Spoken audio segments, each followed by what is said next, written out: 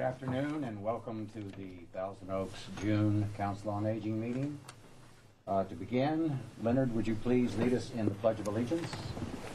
In memory of D-Day, I pledge allegiance to the flag of the United States of America and to the republic for which it stands, one nation, under God, indivisible, with liberty and justice for all.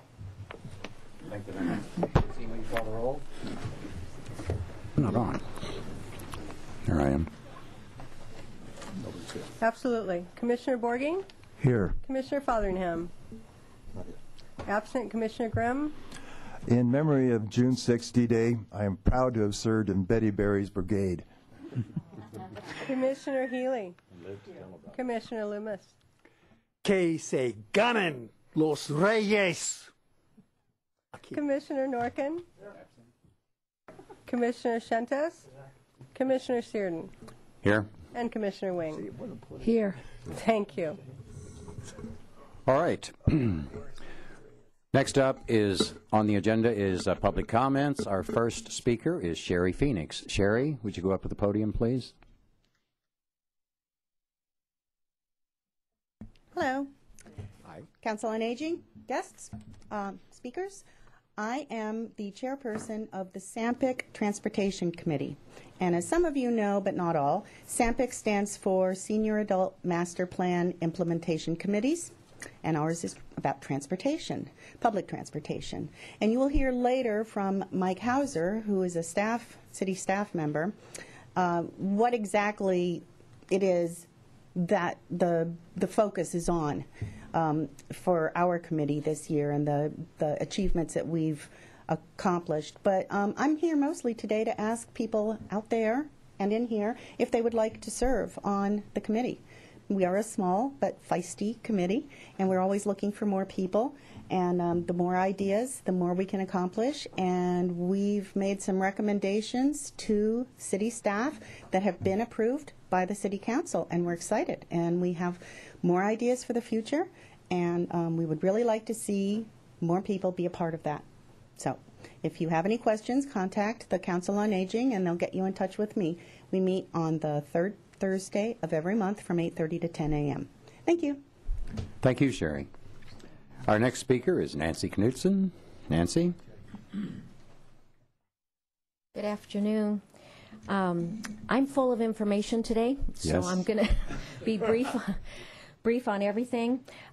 First thing I'd like to share is the Ventura County Home Care Association is hosting a golf tournament.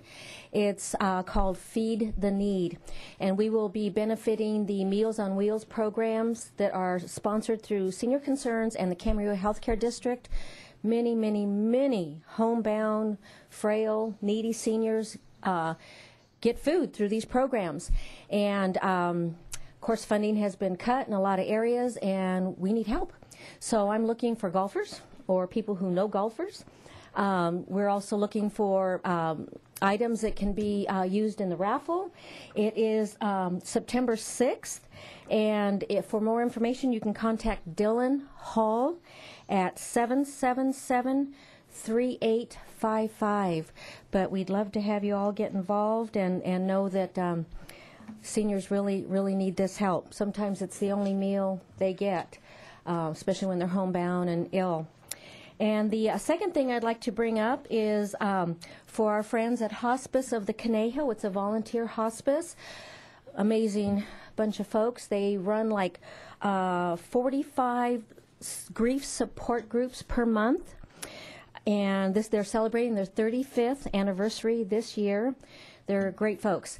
And on June 19th, on a Tuesday, and on June 21st, from 11 a.m. to 10 p.m., there is a fundraiser at La Cucina di Vente. I hope I pronounced that right. Fabulous food. And for a good cause. You have to have a flyer, so if you don't have one, get a hold of Hospice of the Conejo and get one.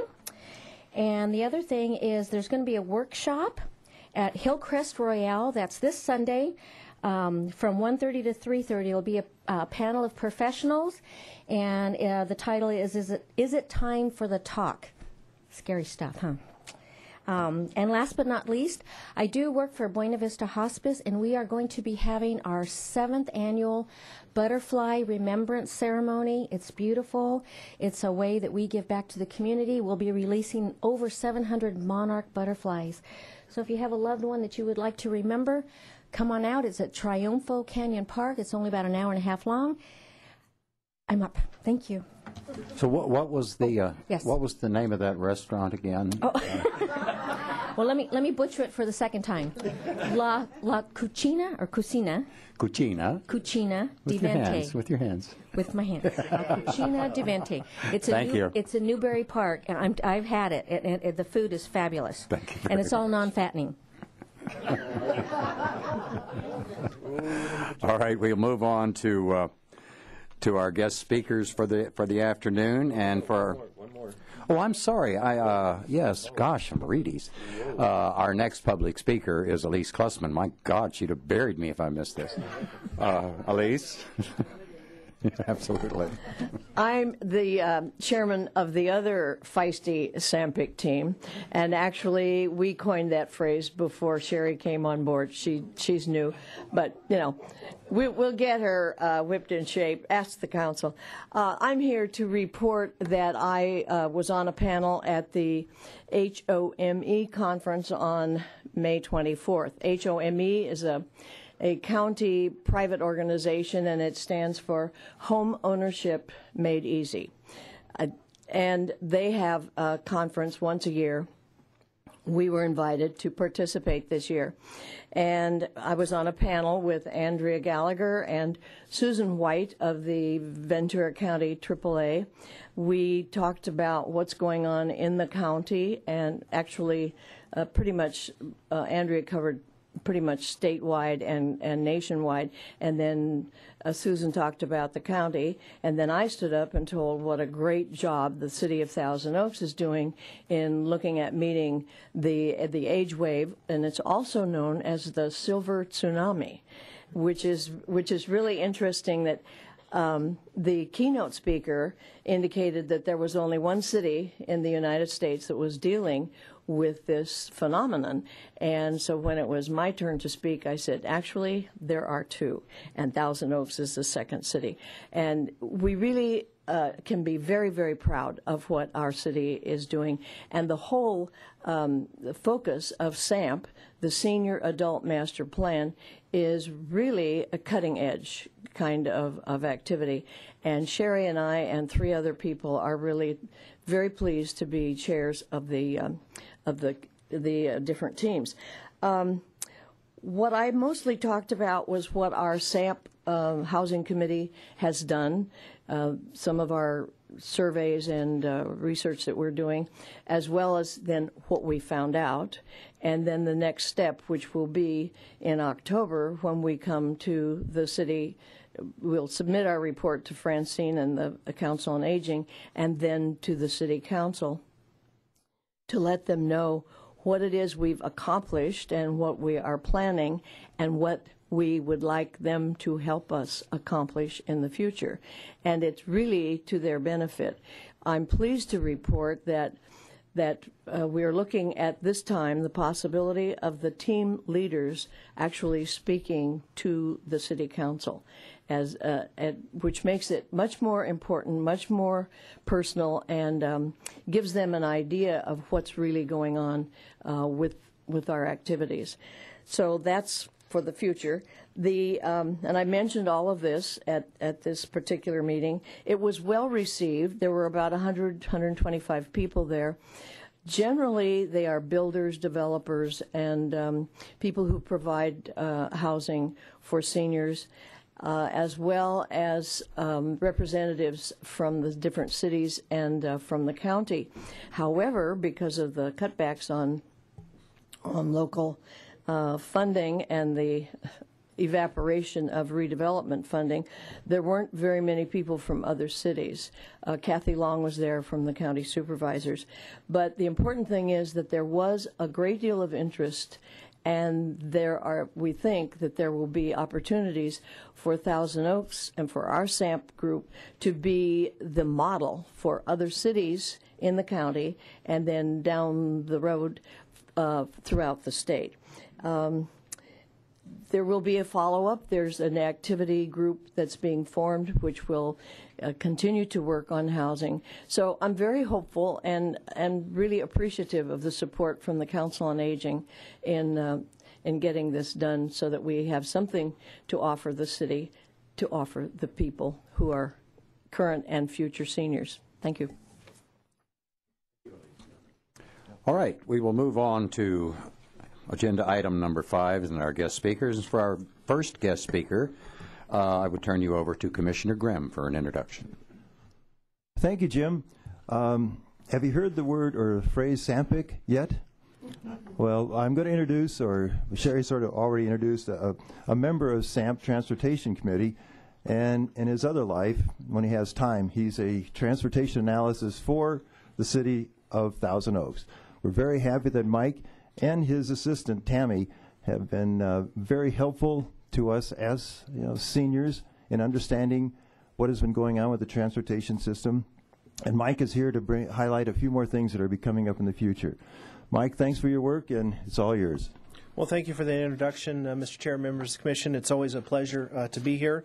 Of course, seniors are one of the biggest users of transit in the community and also one of our biggest advocates, and also been a conduit for change for some of the things that we have been wanting to do in transit and some other plans we have moving forward.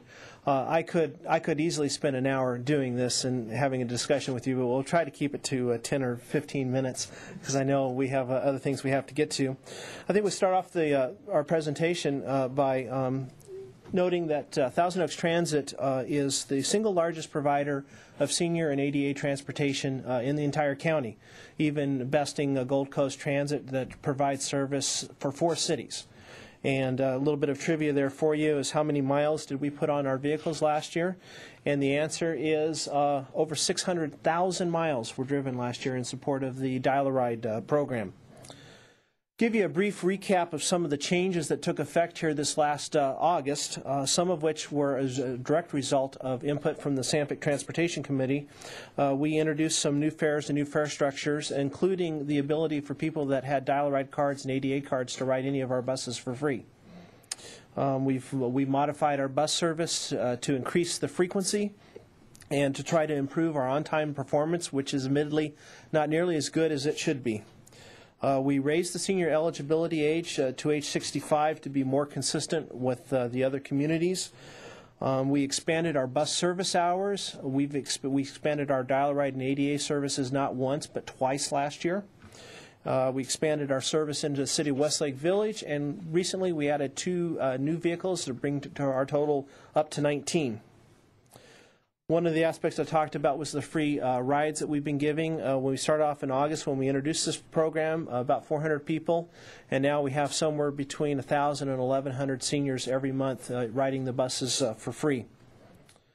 Now, one of the things that we did as part of the changes was we've made some changes to how we take reservations, and this was a direct result of some of the things that seniors said that they wanted. They wanted more emphasis placed on advanced reservations as opposed to the on-demand portion of the service, which is where you just simply call up and tell us you want to ride.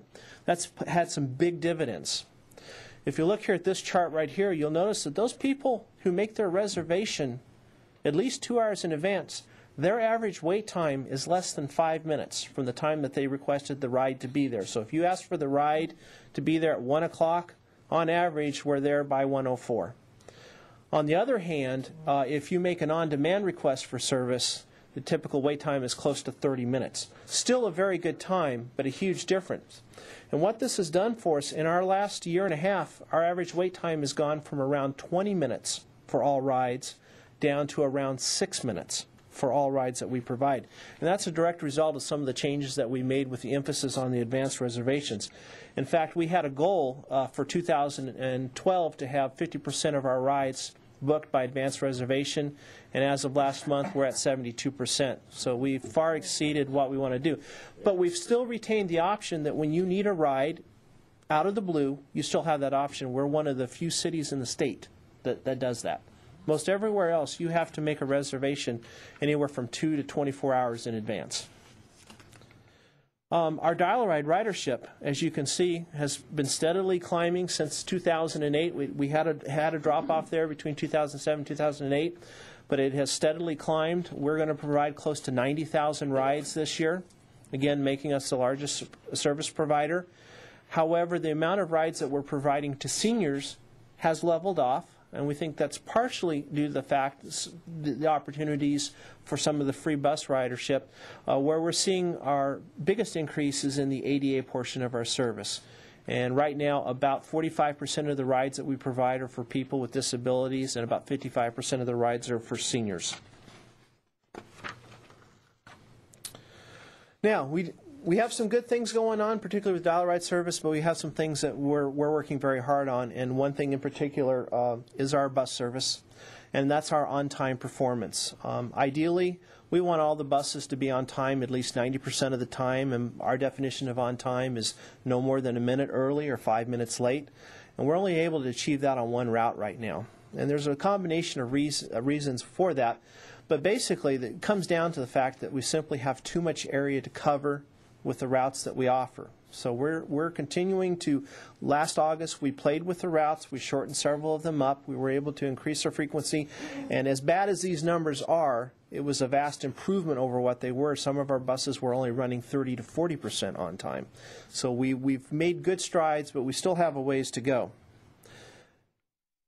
One of the things that having poor on-time performance and poor frequency does is it diminishes your demand for ridership. Now, there's also some economic factors that are going into ridership right now. We're seeing the regional bus services, those services that people use to commute to work and back, are seeing increases in ridership.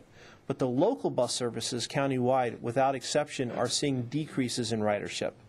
It's partially to a combination of fare increases, which have been happening countywide, and other cities are getting ready to raise their fares. It's also because of the economics right now. We have a depressed economy. We have people that don't have as much money to spend, even on basic transportation needs. And so we are seeing a decrease in ridership. And that's something that we're going to try to address a couple of ways. One of the things is to continue to improve the on-time performance. Now, some of the possible solutions we have for that don't come cheap. I am right now sort of planning for and advocating that we've really reached the point that we need an additional bus route in this community. But as you can see, that's 2 additional buses I need to purchase and $250,000 a year to operate just that one bus route. Or I can continue with 4 routes but double up the number of buses. And that's over $1 million a year in additional operating expense that we simply do not have. We have also some issues with the DialRide service. We continue, even though our rate is low relative to most providers, it's still a significant impact to our operations. Each month, somewhere between 4 and 6% of the people that book a ride for us, we arrive, say, knock on the door and say we're here, and the people say, no, I don't want to take the ride after all. Or the vehicle is on its way to the location and we get a call 5 minutes before it's supposed to arrive, I've changed my mind. So that's something that we continue to work on. We do have a no-show and late cancellation policy, and for those people that are chronic offenders, we have some recourse. But it is something when you consider that we spend over $1.5 million a year to provide that service, and 5% of that is wasted money and wasted time. It impacts. So that's one of the things that we're continuing to work on. We also have some financial issues. I can say that transit is probably the only program outside of perhaps police that is receiving more funding from the city in terms of the amount that we're spending on transit than just about anything else. We've seen reductions in the library services and in public works and in streets and road maintenance. So the city is working very hard to keep the services where they're at. But we continue to see a reduction in funding assistance from the state and federal government. Even with our recent rate increases that happened in August, we're still not meeting our required fare box ratio, which requires the city to pull more money out of the general fund to put towards transit. And of course, when those numbers are low, that puts additional pressure on us to raise rates at a time when people's incomes are stagnant or even going backwards. So we are scheduled for a fare increase on the DialRide and ADA services to $3 effective January 1st. This is a rate increase that was approved by the Traffic and Transportation Commission and City Council last year, almost a year ago, but we phased it in 2 parts. We did 75 cents last year, and this is the other part of the fare increase that's been approved. I'm happy to say, though, that with that $3 increase, we should see our rates stable for at least another year or two with no additional increases.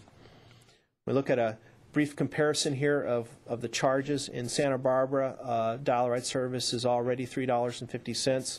Our fares are consistent with Oxnard, Ventura, Ojai, and Port Hueneme. A little bit more expensive than some of the other cities. But again, it is a service that we are expected to take in 10% of the cost, and we're not doing that yet. So there was a fare increase that was necessary. I will say to those people that are using the service right now, we do sell trip tickets, and those trip tickets are priced at the price when you buy them, so they're kind of like a forever stamp. They're good forever. So if you buy your tickets now before the July 1st increase, there won't be any additional fare for you. So Andrea and her staff are waiting for you at the Senior Center, and MV and their staff are waiting for you at the Transportation Center to buy your tickets, and you can also buy them from the drivers. However, if you want a large quantity, 20, 30, 40, 100, that's something that you'll need to do at one of our branch offices, so to speak. Okay, so now for some upcoming changes. We finally have secured the necessary grant funding to be able to begin to offer Saturday bus service. So that'll launch sometime in 2013. I can't tell you when, because there's a lot of things that play into that. If I had it my way, it would be January 1st, but I think realistically we're probably looking about a year from now that we'll roll that in. We're going to continue to make some route changes to improve the on-time, and we're going to actually add a few stops. We've had some requests from groups of people to say this is an area that we need to service, and we've looked at that and said we're going to try to make that happen. We lost a lot of our ridership of students last year due to the rate increase, and so we're exploring the way of creating a student pass to get you to and from school at a significantly reduced rate. We're also going to upgrade the phone system for those people that are using DialRide and AD right now. One of the things we don't do, there are some caller statistics that by law I'm supposed to keep that I can't do right now, so we're going to do that. But what's going to be nice with this system when we get it fully implemented is that we're going to do automatic callbacks to remind you that you have a reservation. And also we're going to call you and let you know that your driver is 5 minutes out, 10 minutes out, 15 minutes out. It'll just help you prepare and get ready.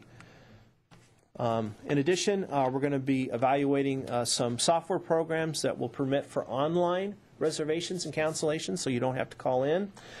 Setting up prepaid accounts so that you basically create a bank in the system, and so that when you book your ride, we'll debit your account. You don't have to carry any money, any tickets. You won't have to worry about that.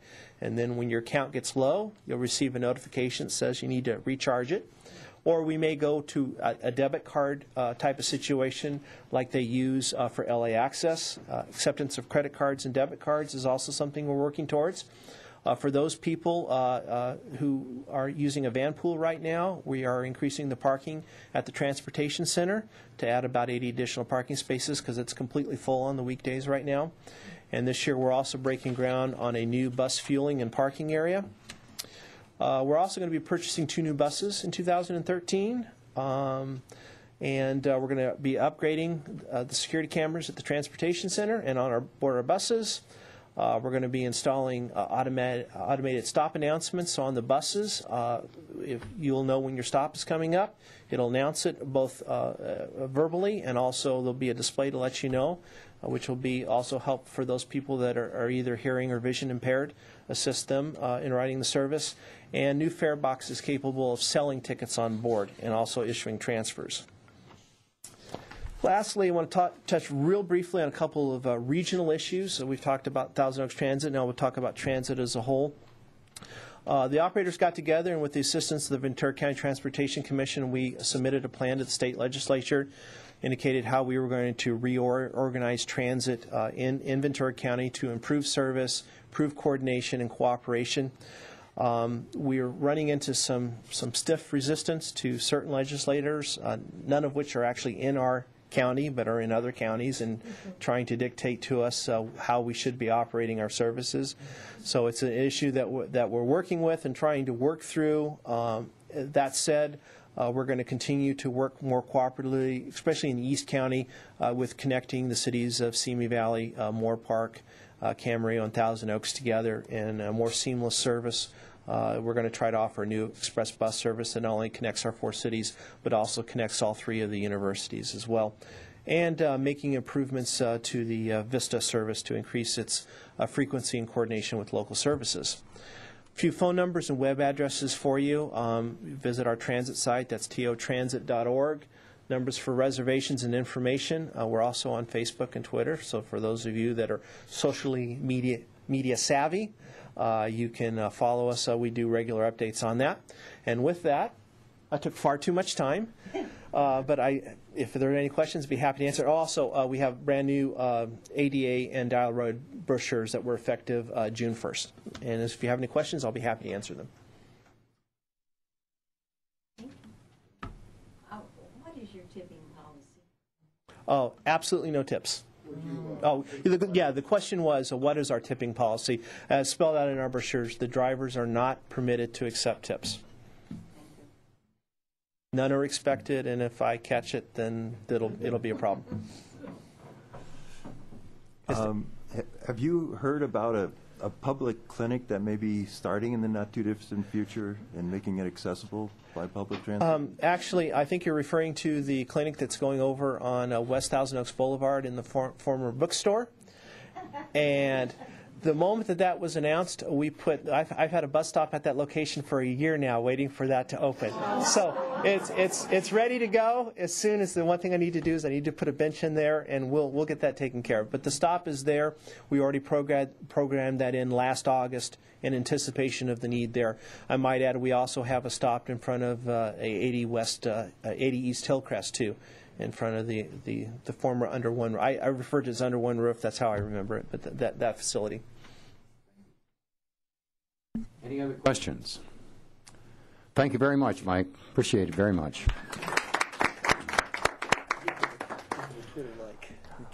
All right. Our next speaker, we are very honored to have the director of the Ventura County Health Care Agency, Dr. Robert Gonzalez. Dr. Bob. Good afternoon. It's a pleasure to be here and to see all some folks that have gotten to be friends over the past couple or 3 years that we've talked, and through our participation and your participation in senior summits. And so it's a pleasure to be here. What I'm going to do this afternoon is speak about our healthcare services in the county and give you a general overview, and then move on more specifically to the health center that's opening here in Thousand Oaks in the former Borders building, and then lastly talk a little bit about senior issues. Today, besides myself, we also have Meredith Leafman to my left, and she is with our behavioral health department, and she is the director over older adult services. And as I go through the presentation for you, I will ask her to make a few comments. And then immediately to my left is Dr. Paulo Carvalho, and Dr. Carvalho is the medical director of that site for the family medicine, urgent care, and medical services. And as you'll hear in my presentation, this particular site is an integrated site that will have not only health care in the conventional sense that we think of it, doctors and nurses and the such, but also mental health services and some public health services. And I'll walk through that with you. First of all, the healthcare agency is your healthcare agency. It's a county-run operation, and our board of governors, our board that we report to, is our elected board of supervisors, and that includes Steve Bennett, Kathy Long, Peter Foy, John Zaragoza, but Linda Parks, who is the supervisor over this Thousand Oaks area, and she's been very, very supportive in terms of getting these services in, as has our entire entire board. Michael Powers, who is our county CEO, oversees this, and I report directly to Mike Powers and to the board on the activities of our healthcare services. And so the healthcare agency is tied into the local government and is really here to serve the resident citizens of Ventura County. The healthcare agency has oversight over all of the healthcare-related services, and this is a little bit unusual. It's not every county in the state is not organized in this way, but the thought is that if you put all of this under a single department, that you'll foster some integration of services and coordination of services. And so, under the healthcare agency, we have our two public hospitals, Ventura County Medical Center and Santa Paula Hospital. We have ambulatory care, which is our fancy name for the clinics. We have the public health department, the behavioral health department, which are mental health services. We have our own county health care plan, which employees are sign up for, and we also have some government-run programs that work through that, which I'll go through with you, and also the medical examiner's office, or in some counties called the coroner's office. Our medical examiner's office is a little different in that it's run and directed by physicians that are specially trained and certified not only in pathology but also in forensic pathology, which is different than an elected coroner or a law enforcement person acting as the coroner of a county. Our public hospitals are the Ventura County Medical Center in Santa Paula.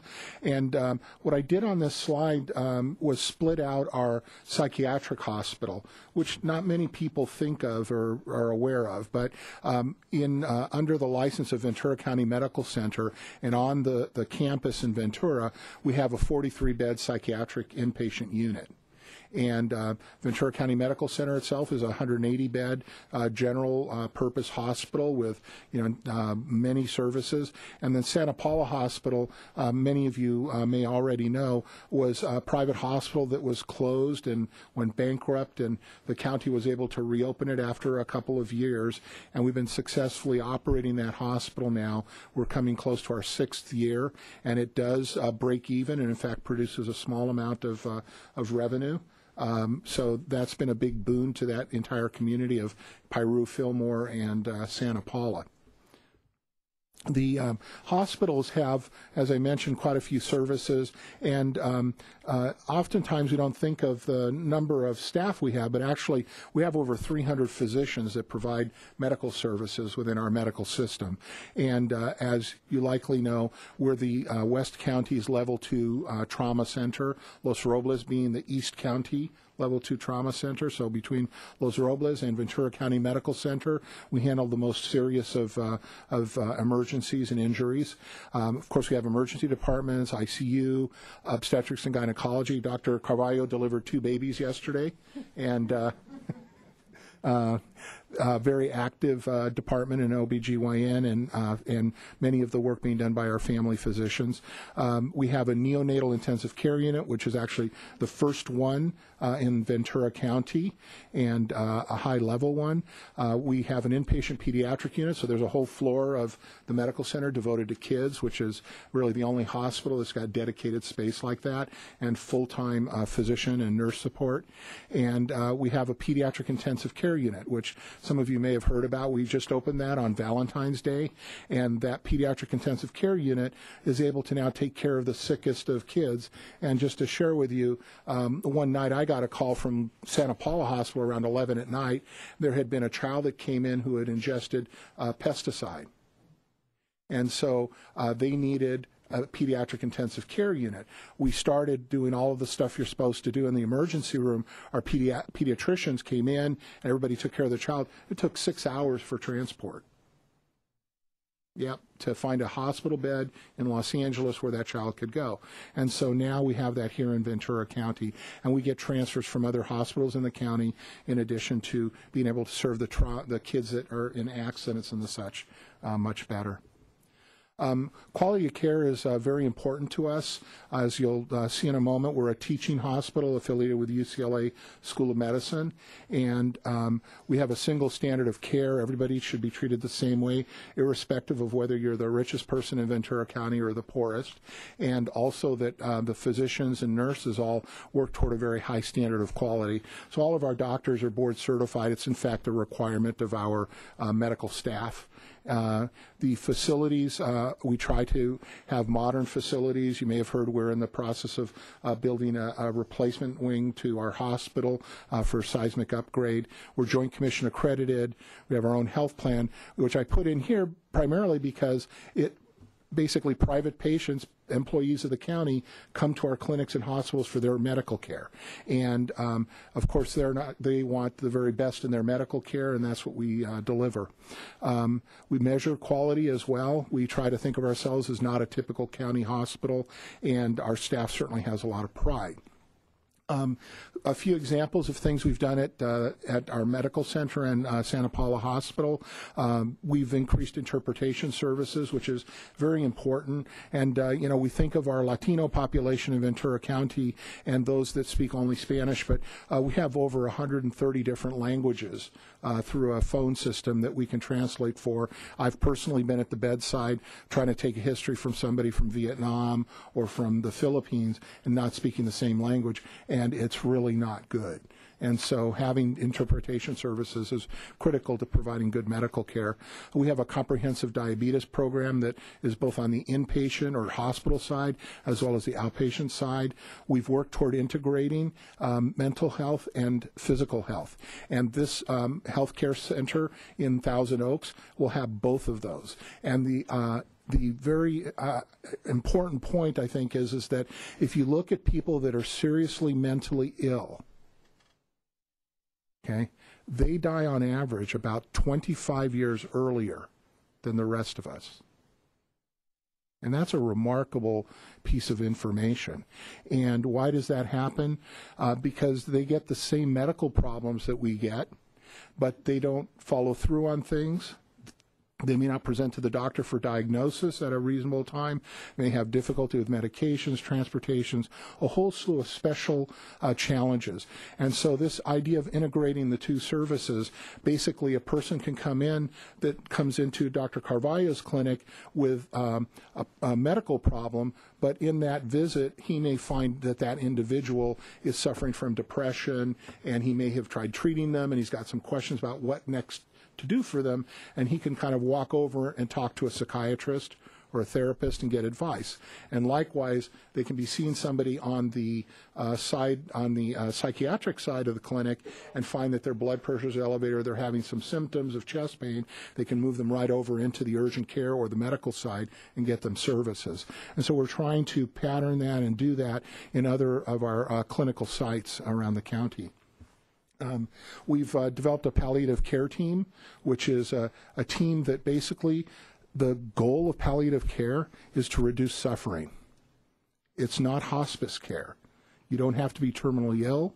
You just have to have a medical problem that's causing you distress, pain, difficulty understanding or accepting it, problems in the family. And we have an interdisciplinary team of people that go in and talk and will help sort through the issues for the family and the individual. And the other things that I've listed here deal with serious infections from procedures like central line catheters, but also when people come in with bad, and you may have heard of people coming in with a bad bladder infection that then the bacteria gets into their blood. That's called septicemia, and we've put in place steps in the management of that to improve survival. And so there are a variety of things that are being done along the lines of the quality of medical care. The outpatient system that your county has, and this clinic that we're talking about is one of those, is really remarkable. We have over 30 medical sites now that are distributed through the county. And the little graph at the bottom, which is hard to see in detail, but the tiny little nubbins are the emergency room visits at Ventura County Medical Center down at the bottom. And the other line, which is rising up toward the right, which is what we wish our 401ks were doing, is actually the clinic visits. And what has happened is we've been able to move patients out of the emergency room, where care is about 5 times more expensive, into a doctor's office. And that's a huge, huge savings to our county system, but to all of us as taxpayers. And that ability then, as we've opened up additional sites, has led to more visits in the clinics and earlier diagnoses.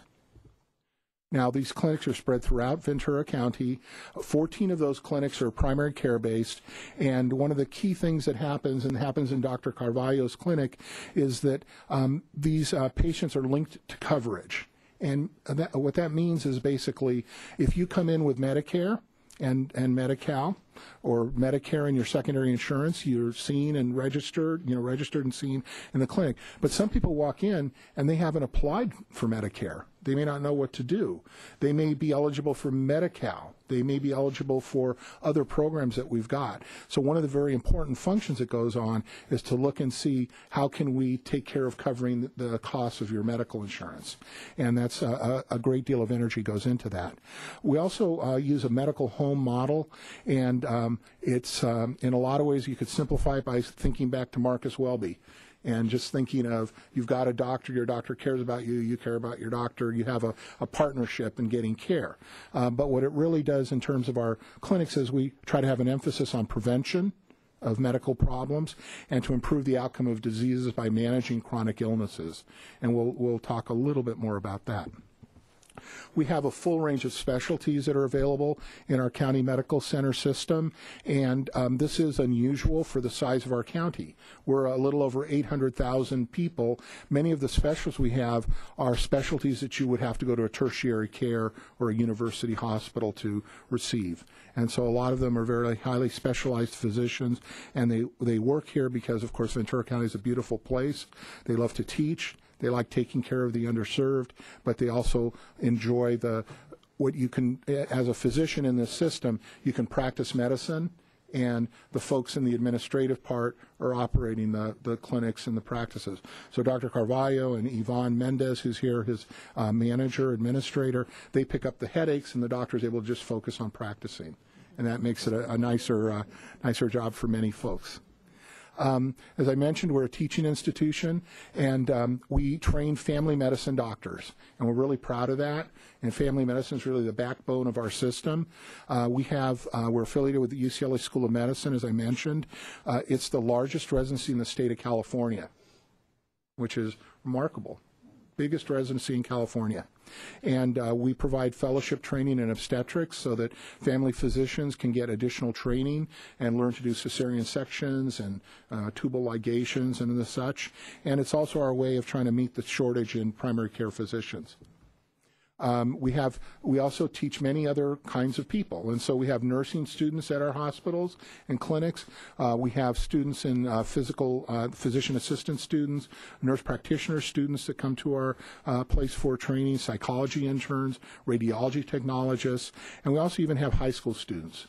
And so we have a summer program for high school kids, and we have children that are, academically may be challenged, but come into this system to get exposure to other kinds of occupations and potential careers.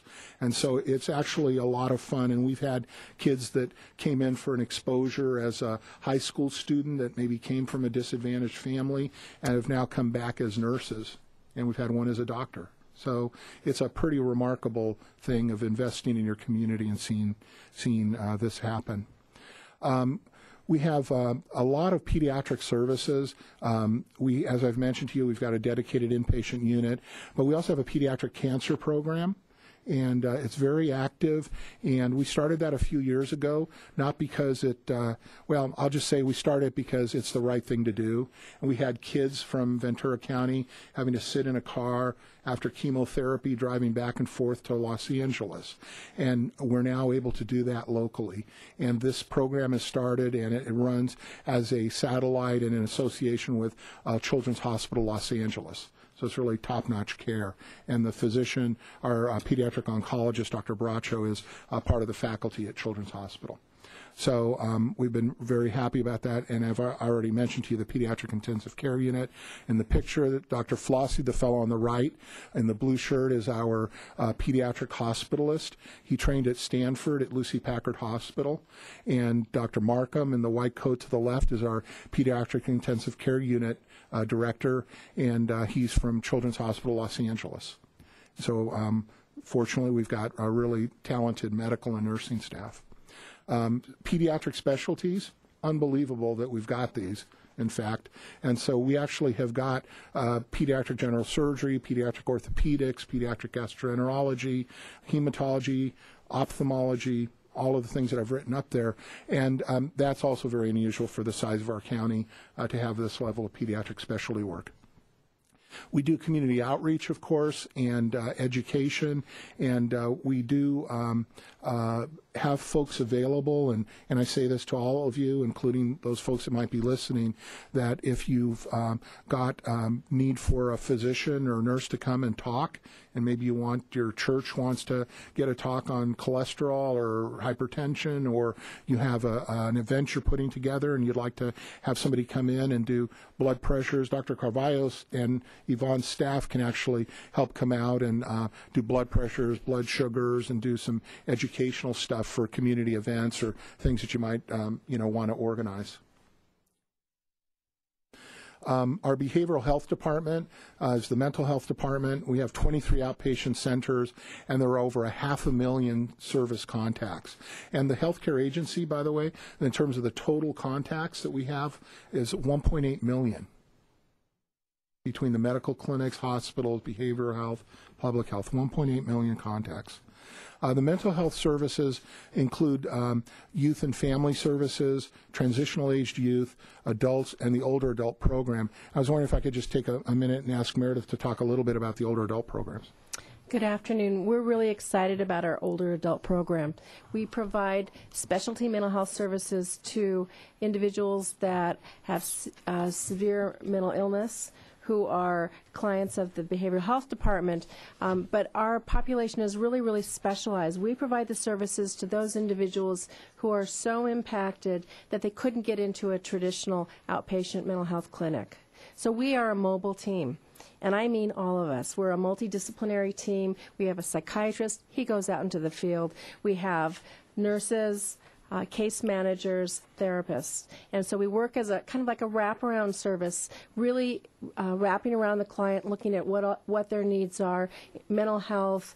We really try to coordinate. A lot of them are very, very seriously impacted with medical issues and problems, and we really try to coordinate with their physicians. We're really excited because we're talking about getting trained in health navigation. So then we're going to all have the same language where we can talk together and really negotiate the medical system as well, because that's really important for our clients, as well as the mental health challenges that they have. We have two teams. We are in Thousand Oaks, and we're in East End, and we're in West County. We're really excited about the enhancement of our programming, bringing bringing some of the clients into the clinics for groups, but primarily we're out in the field. Terrific. Thank you. The other thing I'm going to share with you, actually, I was in a meeting this morning, and the Human Services Agency, which is another one of the county agencies, oversees adult protective services. And adult protective services are folks that actually can do a call to a home to evaluate the health and safety of a senior. And what they've done is do some really remarkable work in adding a physician to their team. And so they're able to go in with social work, psychological evaluation, medical evaluation, even law enforcement and legal as needed, and go into the home of a senior and be able to do a scientifically proven questionnaire that assess risks for that person, and they can do a screening for cognitive function or mental function, and able to then help steer that person toward proper resources. And if they need protection, in the sense of somebody might be trying to steal from them, or they may not be getting into medical care, they're able to help them with that. And there's been some really remarkable, there are already remarkable findings in the sense that when you're a chronically ill senior, and I'll talk a little bit more about this, little things will tip you over the edge. And so I was at a conference a few years ago, and in England they did a study, and they took, in England it's socialized medicine, but patients are assigned to a practitioner, to a primary care practitioner, and they took the patients with chronic lung disease, emphysema, COPD, and when the weather service found that the weather was going to drop by more than 15 degrees, they would fax a report to the doctor's offices. The doctor's offices would already have a list of their patients with COPD, and that morning the nurse would call and say, "Are you running out of your oxygen? Do you have all of your medicines? Do you have food?" And the idea being the weather's going to turn bad, you need to stay in the house. And they would even go over, now, when would you go to the emergency room? What things can you manage at home so that that person's taken care of? They saved millions of dollars in medical care, and people avoided being put in the hospital. And so, we need to look toward that. And this program with Human Services Agency that we're participating in has avoided many hospitalizations and taken people that would end up, I think, in a very tough spot had they not had this type of multidisciplinary intervention. So we'll stay tuned for that, and there'll be more work going on in that area. But Adult Protective Services, I understand, the referrals for that are not just, the common referrals were pharmacies. Person calls, they don't pick up their medicines, they know they're critical medicines, they'll sometimes call Adult Protective Services. Doctors' offices will call, in addition to concerned friends and family, neighbors, and the such. The Behavioral Health Department also has alcohol and drug services, and they spend a lot on prevention, and I mean a lot dollar-wise, but I also mean a lot in terms of effort and treatment as well. And there's the DUI programs that are mandated by the court that people have to go through when they get a ticket that are run under behavioral health.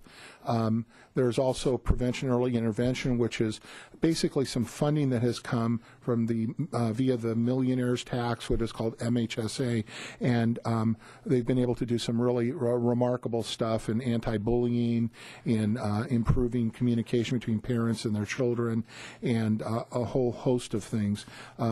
We have the primary care project that we've done in which therapists and physicians are co-located in the same office, even a little bit different than what we're talking about in our health center here. In all of our medical clinics, having a therapist so that you can call somebody and have them come down the hallway if your patient is profoundly depressed and needs an intervention right then. So a remarkable amount of work going on. There are children, mothers, and family programs in our public health department. And public health is extraordinarily important, I think, to all of us, and yet it's under some duress, under some stress because of funding cuts. And so they do a very good job, but they do provide us with support for mothers and children to make sure that nutrition is going on and proper nutrition. And they oversee emergency medical services, which is, oversees our trauma system, family planning, other programs like immunization programs. I don't know if you all know, we have a public health laboratory. So we have a special laboratory that's in Oxnard that's run under the Public Health Department that does very sophisticated testing for infectious organisms. And so we do TB culturing as a common thing, and we track a lot of communicable diseases. And it's public health where people go for birth certificates and death certificates in our county. We have emergency services, as I've mentioned, the oversight of the county trauma program. Our health plan, I've mentioned to you, is a fully licensed Knox-Keene health plan. County employees can join that. We have some deputy sheriffs and also contractors for the county, but importantly, state-sponsored programs like Healthy Families, which is a pediatric program. The ACE program is a grant-funded program that we started now about 4 years ago, and I'll just touch on that briefly because it's very cool. So what this program is the state offered a $10 million a year grant for 3 years to do something innovative in healthcare, and what we did was create a program that is similar to insurance.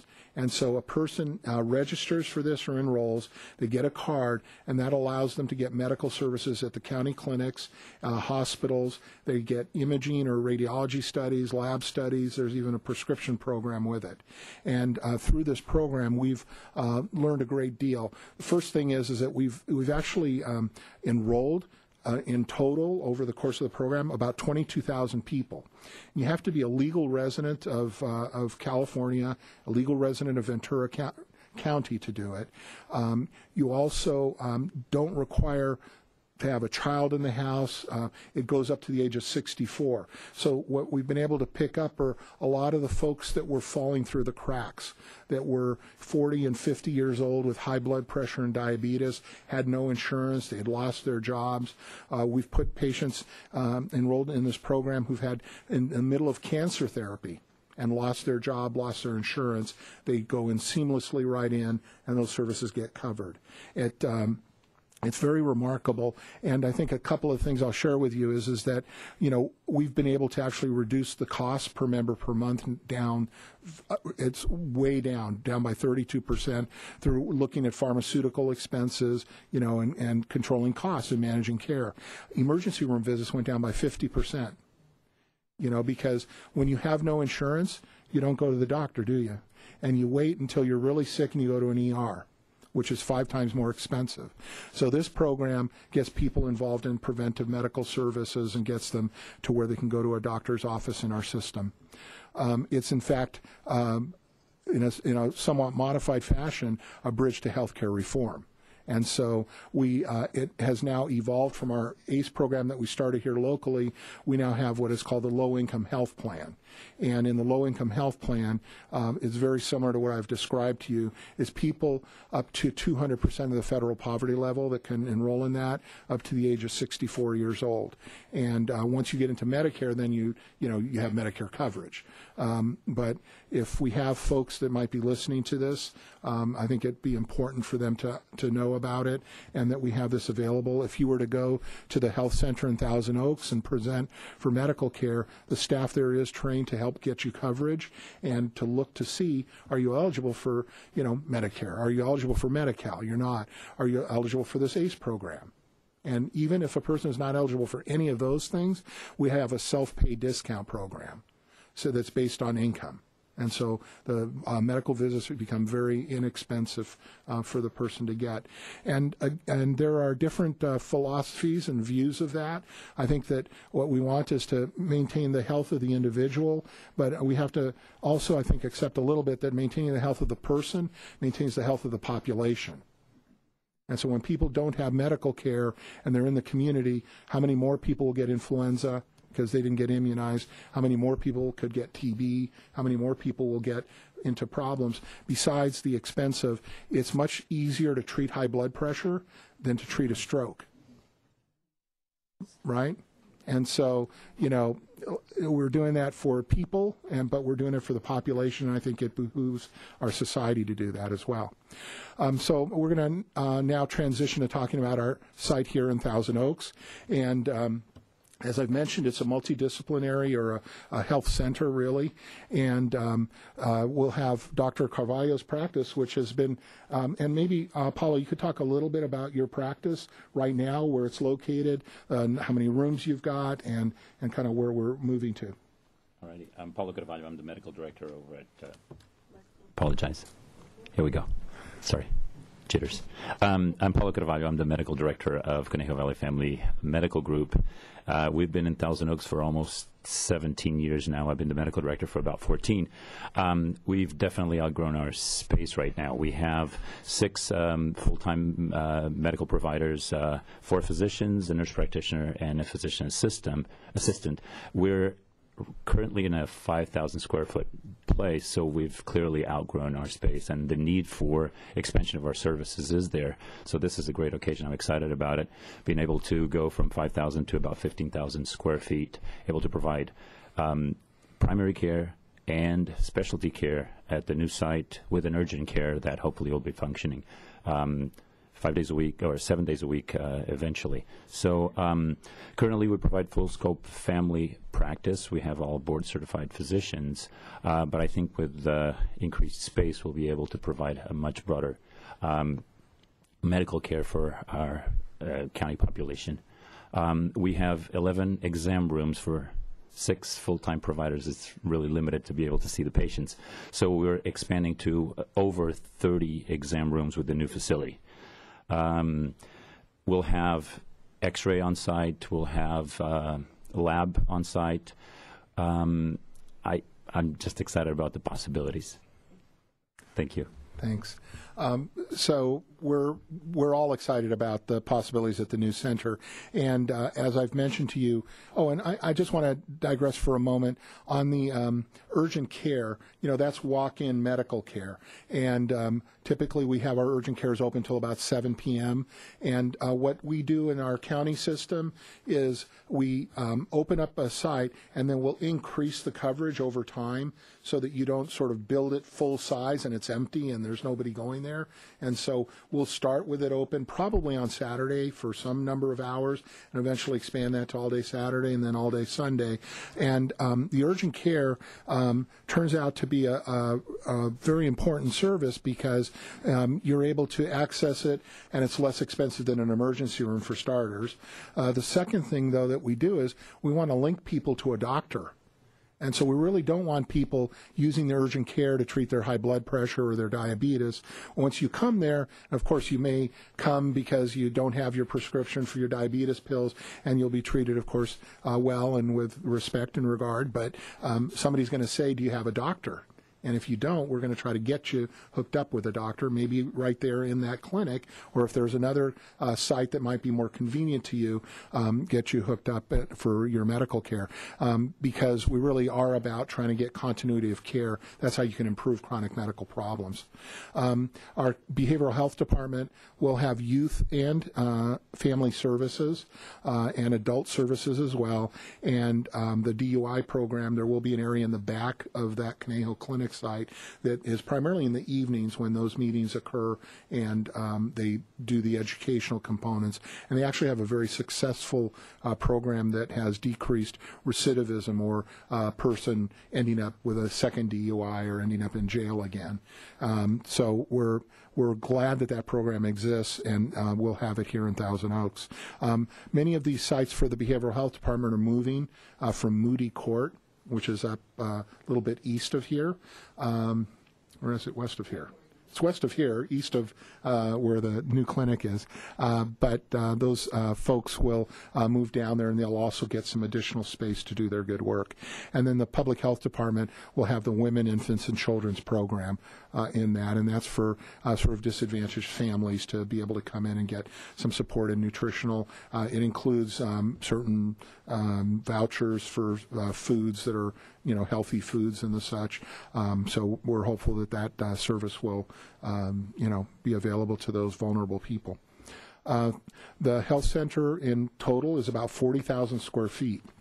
And that's huge.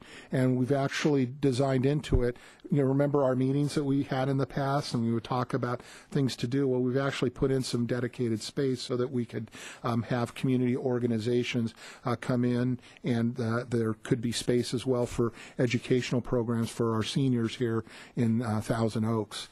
And so we've talked in the past about the osteoporosis, exercise type classes. And I think that, and I'll talk a little more about it, I think education is a big part of what we want to make sure is going on here, and are fulfilling your needs for that, because we've got staff that can do it. And so, it'd be interesting. I was very impressed by the Sampec's survey that was done on healthcare services and sort of looking at what people want. And I think I'd certainly be interested to know what you want along the lines of educational stuff.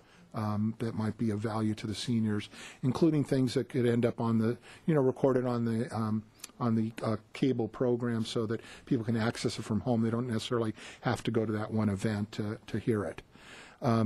As we've got conference rooms available, and then group group rooms, exam rooms, as Dr. Carvalho has mentioned, and also procedure rooms. So they'll actually be able to do procedures there, not operations per se, but procedures for a variety of things. Dermatologic surgery, removing lumps and bumps, and the such. Some of our clinics, I don't know if you all do it, but they even do vasectomies and the such. So there'll be some additional services present. Yes, I heard an ouch out there. Now this slide shows you the floor plan, and it's great. I think it's going to be an efficient, and you can just get a sense of how big it is. That green area on the screen in the upper right is Dr. Carvalho's part, and Yvonne, and it's a big territory, and they're finally going to have some elbow room, and we'll be bringing on additional physicians and nurse practitioners to provide services for everybody. In the sort of lower right-hand areas where public health is, and then to the left of what is the corridor there is the public health stuff. In the very top of the slide in the back is where the DUI programs, alcohol and drug programs, and then below that are the mental health, the other mental health services. And it's a very small, so it's hard to find all that. But we will have urgent care available, and the doors will be open so people can access, but the other portions would be closed off after hours so that, we sort of get everybody to the right door that they're supposed to go to for their medical service. Look at that. And we wanted to show you this because you drive by, and I drive by it, and the building looks pretty much intact, but in fact it is a major remodel. And so a lot of the stuff, the floor had to be leveled. I don't know if you recall from being in Borders how you had the areas that were step downs, and that had to all get leveled out, and there were a certain number of things that had to be done to the fundamental structure of it, and then building out all of the rooms.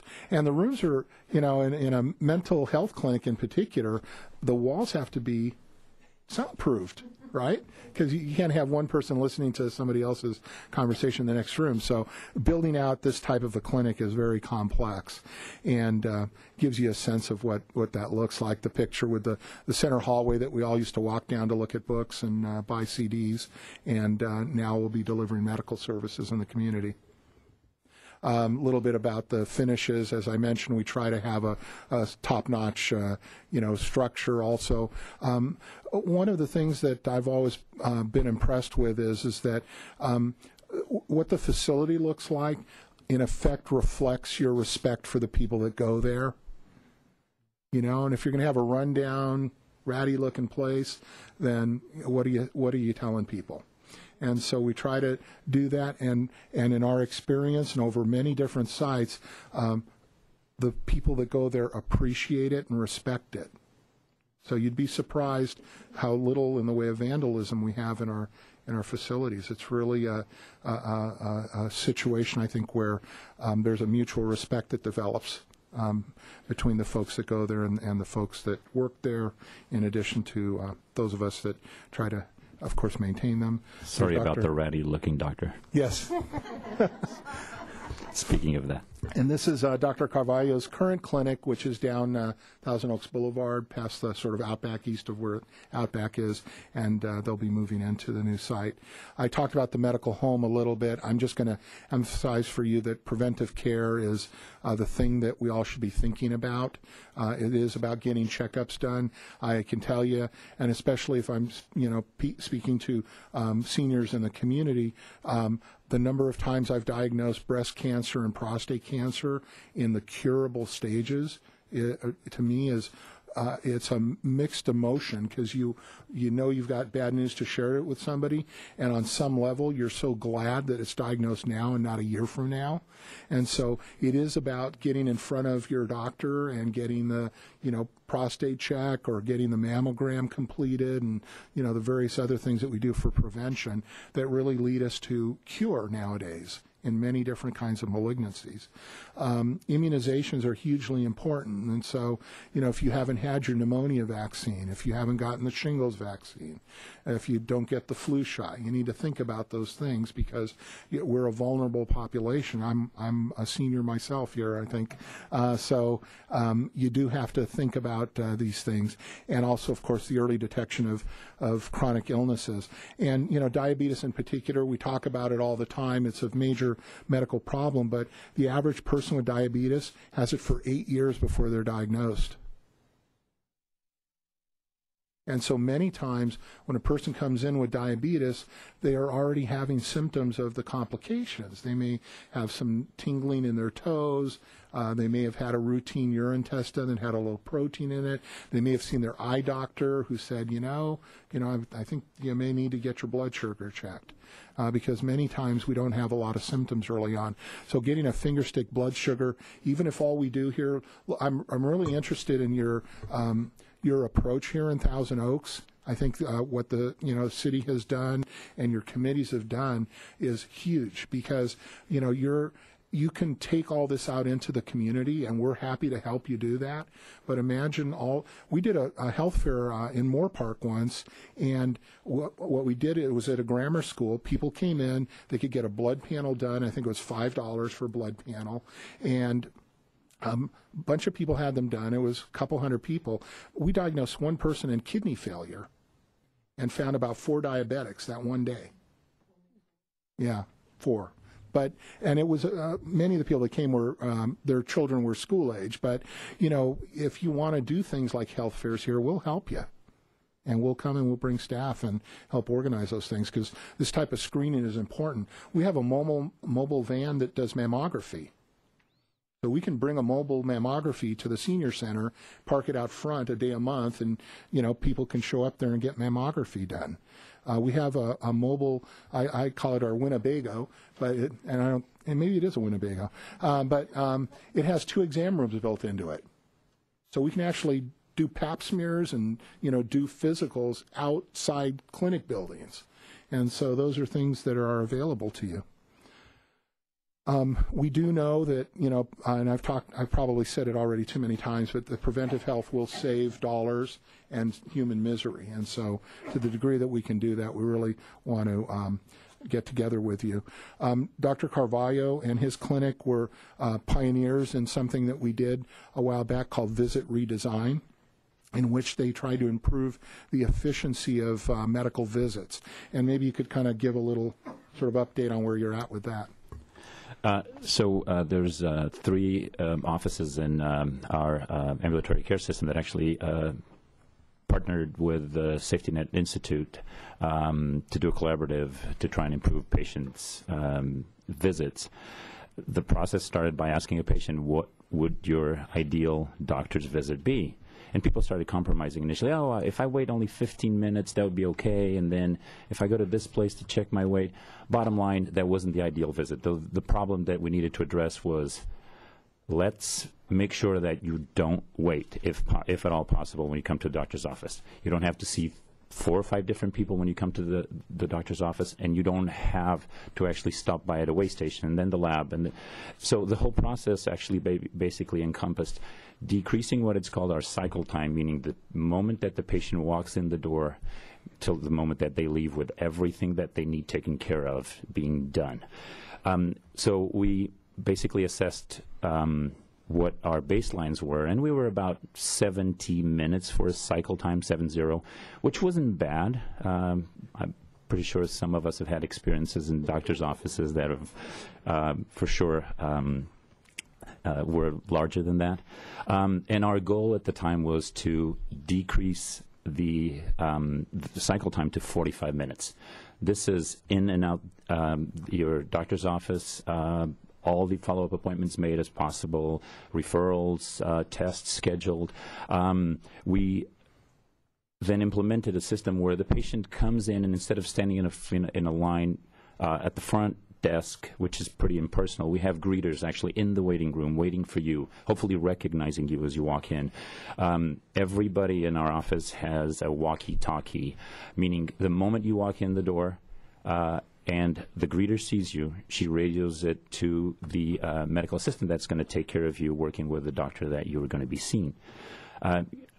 After they bring you to the exam room, and they do everything in the exam room, well, with the exception of a urine test that you might have to take, but that's just the exception, not the rule.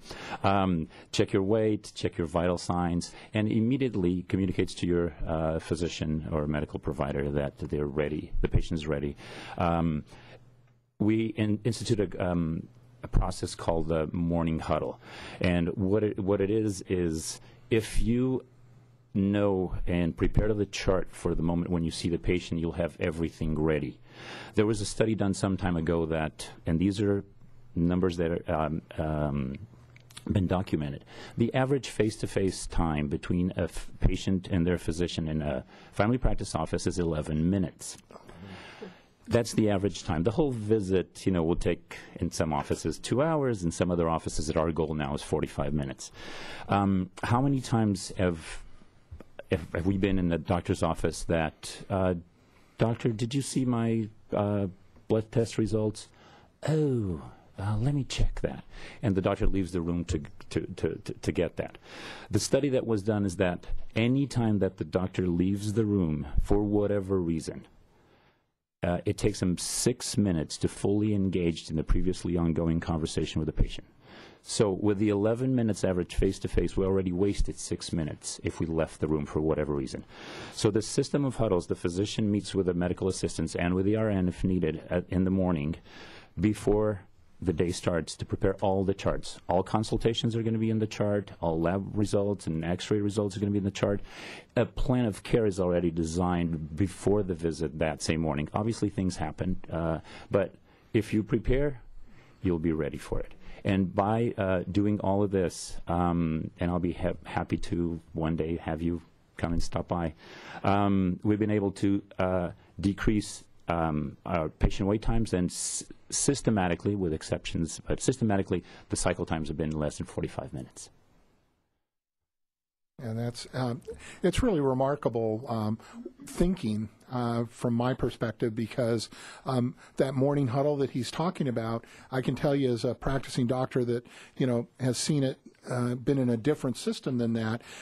Boy, you had a CAT scan done, it's not in your chart. Doctor's got to leave the room. That happens a lot. And so imagine avoiding all of that and being well organized. When they walk in the room, they already have reviewed what the visit was last time, what tests were done. They've got all the results. It's really efficient. And the whole idea that they come to you, so you're in the room and they come to you to arrange the follow-up study and the visit and all of that. So it's something that I'm really interested in seeing as Dr. Carvalho's practice moves from the smaller practice into the larger system, and as he trains the new folks that come on board in this process, how that will work.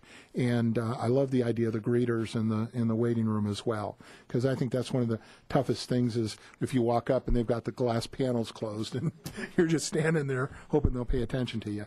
So it will hopefully be a great experience. We've already talked quite a lot around the site and the various services that are going to be available, the mobile mammography site, and behavioral health, just in terms of the amount of space, about 21,000 of that 40,000 square feet between the youth, adult, and DUI program. But that shows the level of investment in the services here in East County. And the public health clinic inside the building is about 1,500 square feet. We've done a lot of innovative things, and I think chronic disease management is one of the most important things that we'll be doing going forward. But I want to now, I'm going to just touch on a couple of things with you.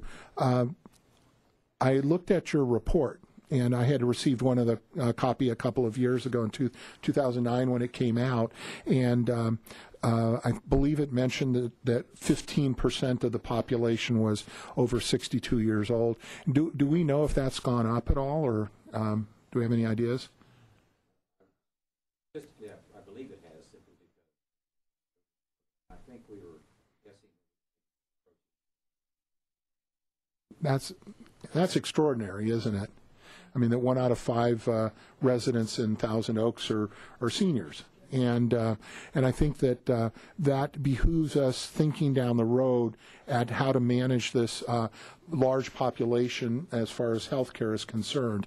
I also extracted from your report that I found this great. 66% of current seniors used a computer. And in the survey you did, baby boomers were 98%. And so computers got to be a part of what we use, right? And so I think that's something we can do together and work with your group to look at things that we can do. And there are a gazillion internet resources, of course, for medical stuff. And so if you're on hydrochlorothiazide for blood pressure, you can put that in a Google Google search engine and get a bunch of hits and sites and all of that. But part of it is collating through that information and figuring out what it means to you. And I envision us trying to talk about different levels of medical intervention for different needs.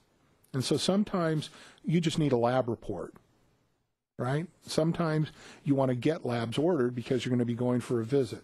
Sometimes you want to set up a visit. Sometimes you want some more information about the medicine you're on. Sometimes you want to know if these two medicines that you're taking are going to fight with each other. And so these are things that are really can be done by computer. And our medical system, we're in the process, and the board in their, support of us really approved us purchasing an electronic health record. So all of our clinics and hospitals in the county healthcare system will be on a single medical record that's called Cerner, which is a very well-known company. But we will have patient portals for that. We're in the midst of implementing, and that'll be up next summer. And so there'll actually be the ability to kind of come into the system and have access to certain pieces of information. And I've seen this work personally. My daughter gets her medical care at UC San Diego. She's able to actually log in and get lab reports. And so I think we're ripe for collaboration with the senior community that's going to help establish what the needs are and help us tailor programs and services that will reflect those needs.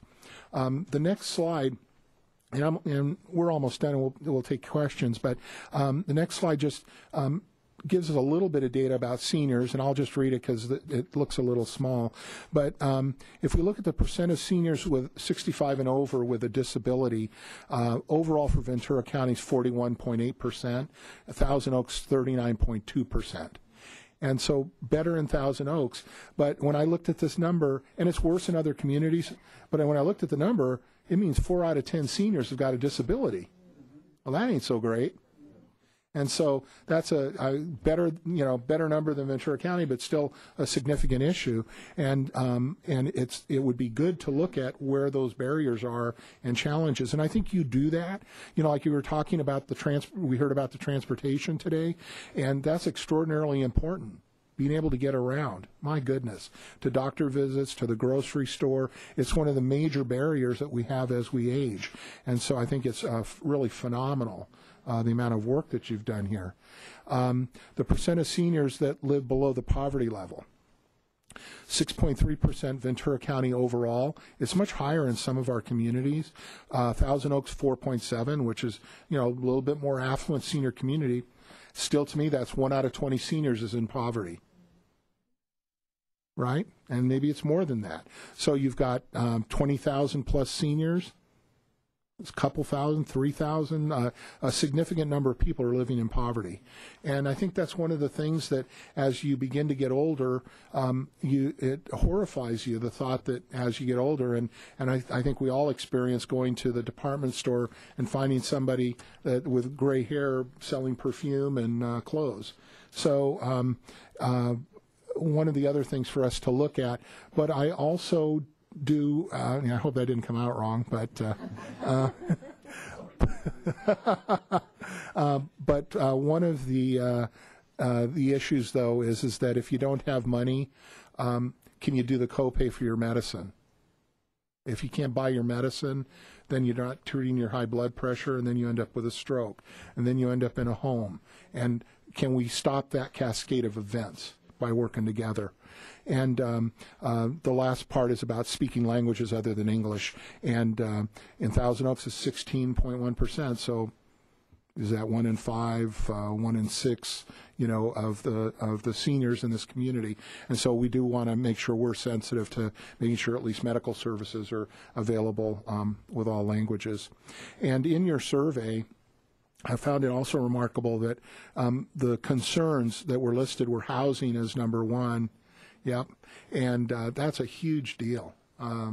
And having low-income housing for seniors, because if we're talking about the number of people living in poverty, where do you live? How do you live? And sometimes it requires that you move because it's just become so expensive to live in a particular area. But for those of us that have lived here decades, that's giving up a big chunk of your life. And so it would be a nice thing to address. Health care, transportation, you're touching on all the stuff, and recreation also. And volunteering was really important, and that's the other thing I wanted to throw out is we're going to open up this big health center. We're going to have a lot of different activities going on. There may be volunteer opportunities for people as well who might want to come and meet with our folks and find out, is there something I could do or something that I could do to help. Volunteering improves your health. And there's medical evidence for that. And so there's actually a reduction in mortality associated with being a volunteer, which is really remarkable. And it goes beyond just saying, oh, well, the reason you're volunteering is you're in better health. If I was in good health, I would volunteer too. It's not that. It's not just selecting out. It's actually the physical act of having purpose in your life, getting up in the morning, having something that you've got to go do. And there's physical activity associated with it. There's mental stimulation. So there's a lot of reasons to look at that. And so I'm going to close with this slide and just share with you a little story. That's my family, missing my wife and other 2 kids and all of that. But that's me, of course, on the right of the screen. My mother, Francisca, my daughter, Melanie, and my granddaughter, Amalia. And this picture, Amalia is now 3 years old, so this is a 2-year-old picture. And my mom lives with us, and she's, now fallen into poor health and requires a lot of support. But that's 4 generations of us. But in taking care of my mom lives with us. I've also learned another piece of this pie or picture, and that is what it is to be a caregiver. And I love my mother dearly. She means the world to me, and it's a little hard to talk about, but you get up in the morning and you have to get your weight. So if you gained weight, you got to take Lasix. You can't eat salt in your food, so everything's got to be cooked properly. You have diabetes, so you got to watch the sugar and check the sugars. You got little jars with the doses, 4 different doses at different times of the day, and you sit there, and you used to go to church and used to be active and used to have all these things you could do, and now walking to the bathroom and to the kitchen is work. That's a picture, a feeling that's out there. And I think what we're all dedicated to is to trying to avoid that if you can avoid it, prevent it if you can prevent it, and if you're experiencing it, to be able to access the services and the support that you need. I think it's hard being we've been through everything from me giving her the wrong pill,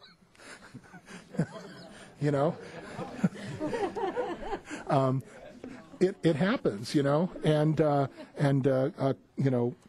cooking. I made chicken soup, and I didn't have the no salt chicken, the broth. I had the reduced sodium, so I made it with reduced sodium, and she went into heart failure in 2 days. So, it is a very special experience for me to go through that. It's something I think, relate to. I'm relating it to all of you to share it, but also to say, I understand, and we can do better. We can all do better, and so I think we can do better together. And so I love coming here and speaking with you and interacting. I always learn something, but beyond that, it lets me dream a little bit about what we can do. And so I find it just absolutely terrific. Dr. Carvalho is going to share a couple of things with us. I am? Yes, please do. Okay. I have to put my glasses on in public.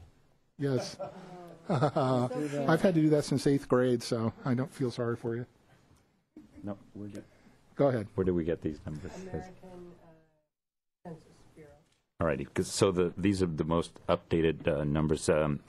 27.5% of the population in Thousand Oaks is over 55, and 15% is over 65.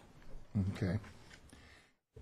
And I think what we'd like to do is answer questions if you have any, and we'll go ahead and stop here.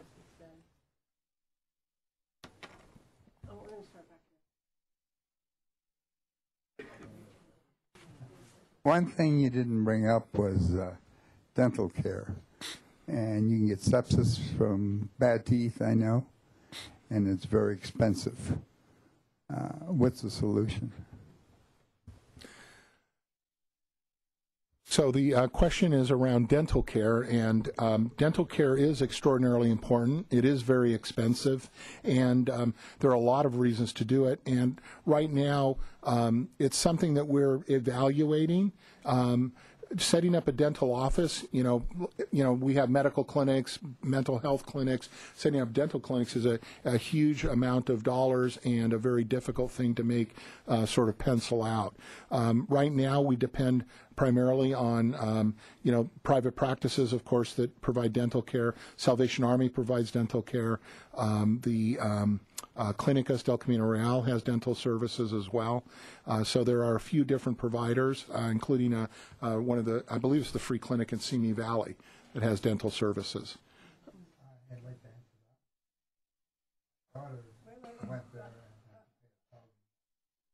Oh. Crown put on. Okay. And she's got a part-time job. She's only working 20 hours a week. $1,000 is a lot of money to her. It is. And so dental is, and that's something actually we've had meetings around, and we have an oral health, group that's meeting to try to address that problem. But it's not an easily solved one.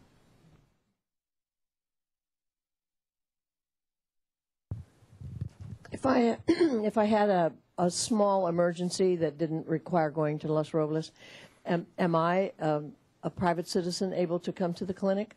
Yeah, absolutely. Okay. Our clinic system and hospitals are for all the residents of Ventura County. Second question, if I'm going overseas, can I come and get the immunizations there? You can. Some of the immunizations are highly specialized, and we actually have a public health clinic. It meets in Oxnard, I believe. I've been there. And that's called a travel clinic, and they can do the full gamut. But some of those you can get at the local. First of all, you're a good boy for taking care of your mom. Well, with the pill administration and chicken soup thing aside. Uh-huh. But my question is, I have a feeling that the name Borders Clinic isn't going to stick. So what are we going to call this? We're going to keep the name that's been successful for the last 17 years, so Conejo Valley Family Medical Group. Good. All right. Dr. Gonzalez? Yes. I'd like to know when the clinic is going to open. Oh, we didn't say that. All right, the tentative date, and obviously, we're depending a little bit on the contractors, but it looks like it will be August 27th. I have a question. Did you purchase the building or are you renting it? The building is leased. It yes. is leased. And my question number 2, could you explain to me the difference between a physician's assistant and a nurse practitioner? I'll try. Physician's assistant and nurse practitioner, many of the clinical responsibilities overlap. So in terms of receiving medical care from a physician's assistant or a nurse practitioner, it may feel exactly the same. But the individuals are trained completely differently. And so a nurse practitioner typically is a nurse with a bachelor's. And nurses, by the way, an RN can have an AA degree, and then a BSN, or bachelor's degree, and then a master's degree. And a nurse practitioner is a person who has had a bachelor's degree and then went back and did additional couple of years of training to become a medical practitioner, and she gets a master's degree, most commonly an MSN, Master's of Science in Nursing, and becomes a nurse practitioner. The physician's assistant can be somebody with no college degree, but most commonly, because it's hard to get into PA schools, they have a bachelor's degree, and then they spend 2 years getting a master's degree as a physician's assistant. Now, the sort of legal, technical difference is that a nurse is an independently licensed professional. Okay, so she has a nursing license and is independently licensed, and a physician's assistant is tied to a physician. And so the PA or physician's assistant will always work in the context of a doctor's supervision. Nurse practitioners, by and large, do, but they can have an independent office. Sure. Hi, thank you very much for all this wonderful information. I'm on the health team, on the Sampec health team, and we've been talking about a number of different ideas, and of course talking about the clinic. And one, very simple issue we've talked about is the accessibility of these meeting rooms, conference rooms, because there are so many different educational needs that exist of all different varieties. In fact, for us, it's a challenge to prioritize them. And we just came across the concern that, well, is the clinic going to close early? Are we going to have limited access to rooms? Because a lot of the population we might want to help, especially the baby boomer group of the senior group, or the up-and-coming seniors, they're still working, so after hours are going to be the main times when they would be able to come to programs. So is that simple issue going to be easily addressed or problematic at all? Well, I don't know the answer to your entire question, but we did want to make space available there for the community to do educational programs. I think that we're going to have to develop a process, and we can do it with you, around who really should be able to use it. I mean, it is a government-sponsored facility, so and I'll just speak off the top of my head, for-profit businesses, I don't think we're probably going to look at giving space in that area to hold meetings or attract patients or do anything like that. But community-based organizations, I would think we would be doing that, and also with the kinds of activities that you're talking about. We do have the area so that we can leave it open for the urgent care. What I don't know right now is the proximity, and I don't know if anyone else that's here knows whether the conference rooms are available in that same ilk, but we'll look into that. Because, yeah, an evening meeting, makes sense. So, is it possible to access the space until 8 or 9 o'clock or something like that? Okay.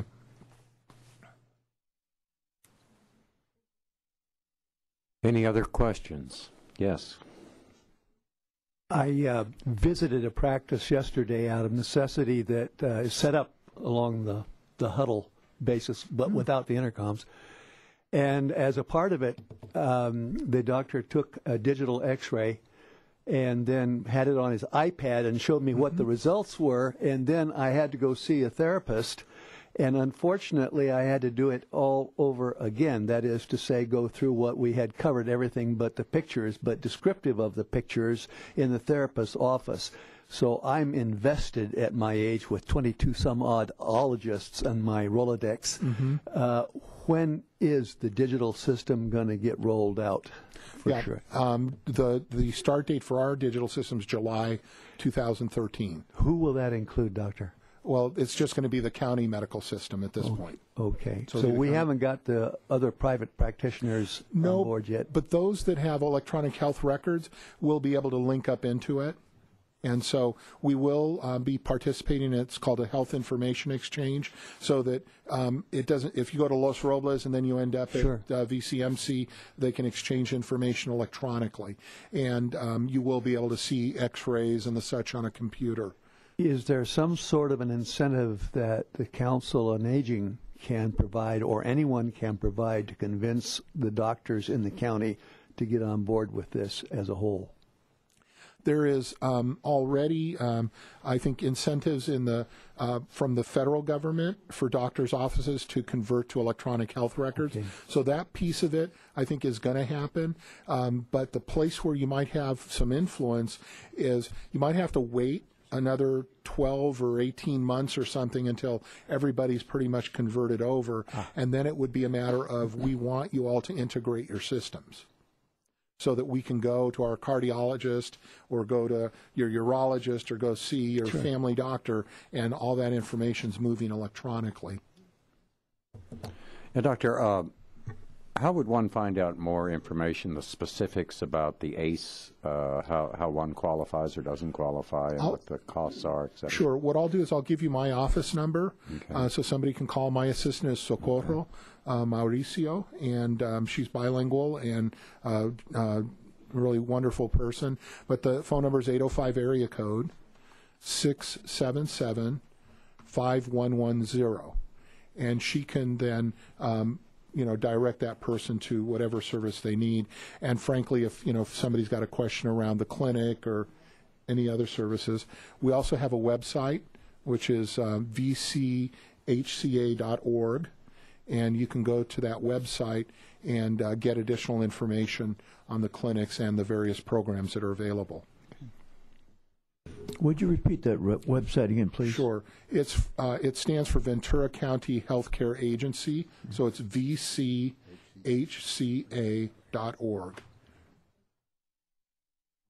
Thank you. 805-677-5110. Are there any other questions? Thank you, panel. Thank you, doctors. Thank you so much. Thank you very much. All right, we will move on to agenda item number 6, committee reports. We're going to hold that over till our next meeting. So we'll move on with Commissioner Grimm with our liaison reports. David? Thank you again, Jim. We'd like to now hear, I guess, Nancy, something on the VC AAA Ventura County Area Agency. Anything happening there? Nothing new. We will be having the discount coupons for the farmers market. Will be the next thing probably coming up for people to pick up that are low income and over 60, that will entitle them to, I think it's $2 off each time at the farmers market, which is a great program, only on farmers market produce. Thank you, Nance. Now moving to retired senior and volunteer program. Marty? Yes, thanks, Dave. Now, RSVP has a few things. First of all, do you know how to dispose of medicines that you no longer need? Well, you know better than to put them in the trash or to flush them down the toilet or the drain. I hope so. I read that 80% of the waterways contain trace elements of pharmaceuticals, and scientists now are studying what the effect that might be on humans and fish life. So it's important that we set up a method for you to dispose of your old medicines that you don't need any longer. And we have such a system here in Thousand Oaks. First of all, you want to keep them in the original container, but you want to delete any personal information such as your name, address, prescription number that may be on it. But make sure that the name of the medicine is visible. We do have to know that in order to decide how we're going to dispose of it. You can drop them off at the Thousand Oaks Police Department, which is located at 2101 Olson Road, and the hours are Monday through Friday between 8 and 5. The box for this is located just to the right as you enter the lobby. If you can't get there, there are free pre-addressed mail-in envelopes available for you at the Global Senior Center, or by calling 805-449-7283. Do not bring needles or controlled substances or medical waste or IV bags. Needles can be taken to either the Conejo Valley Family Medical Group at 223 East Thousand Oaks Boulevard or at the Los Robles Hospital Outpatient Lab. And they also have the biohazard containers that you'll need to put those needles in. RSVP has a new program for travelers. You can get a discount at any Motel 6. Use the AARP discount code, which is CP555408 when making your reservation. And finally, if you have an income tax problem, we have help available on the first and third Thursdays of the month from now until December between 9 and noon. An appointment is required. Call 805-381-2742. That's it, Dave.